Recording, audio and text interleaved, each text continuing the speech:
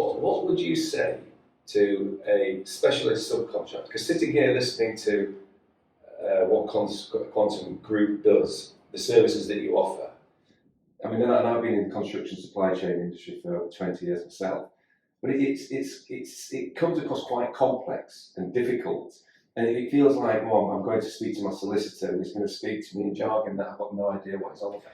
So putting myself in the shoes of a bloke in a white van, I'm a roofing contractor, and I've been taken on by a big main contractor to do the roofing job for a massive housing estate. How do I get my ducks in a row? And how do I communicate with you? And how do you help me? What would you say? What's important to us in terms of delivering a future service of quality surveying is to have to promote ourselves to all sorts of ranges of size of contractor. Key to what we're saying is the skills that exist in quantity surveying are very niche, can be expensive, and we see no reason why companies, irrespective of size, can't see that service as something that they outsource, just like they might an accountant. So the bigger organisations might have their own accountants, they might have their own bookkeepers, but they still tend to have an audit firm, an outside company that oversees aspects of their business. That should be no different in any other size of business, insofar as they all do these things. They all require quantity surveying skills because they're in construction. So they all value things, they all present progress reports, they all monitor problems of delay and disruption.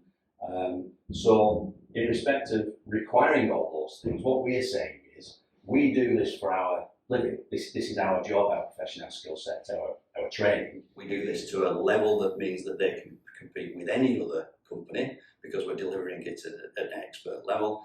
And because they're outsourcing that service, it's affordable. We can tailor that service to suit the size of their needs. So that's an important point you made there, Simon, that what we want to do is have the industry see what we do as something that they buy in, just like they do accounting or health and safety or any other specialism, and stop neglecting those things that need to be done well, that need to be done at an expert level so that they're competing and so that they're protecting their own interests and their own business health. We provide that service too. A little bit like life insurance. Exactly that, health insurance. It's one of those things, you know you need to do it, but get around to it. Well, the thing is, contractors can do well for themselves, but they could do better. Subcontractors, because they're within the tiered system, can suffer from not presenting their case in the best way, can suffer from not reporting very well, can suffer from not necessarily valuing the works that they do very well. And all of those deficiencies, if you like, mean that it affects the bottom line. A good example is where contractors are busy getting the job done. Inevitably in construction, things are around the corner that change. And it's important that when changes occur, they update their programme. If it's apparent that a delay is going to occur, they must give notices. All of these kind of admin tasks, if you like, are not things which actually deliver the project.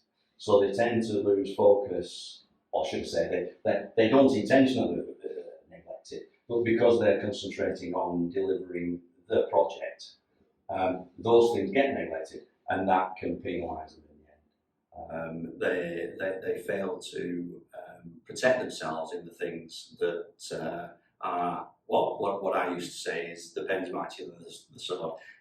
They neglect the things like reporting, record keeping, giving notices, all that sort of thing. That's what we do. So that's saying too busy working on the job to think about the future of the next job, or protection from the next job. Protection of the business as a whole,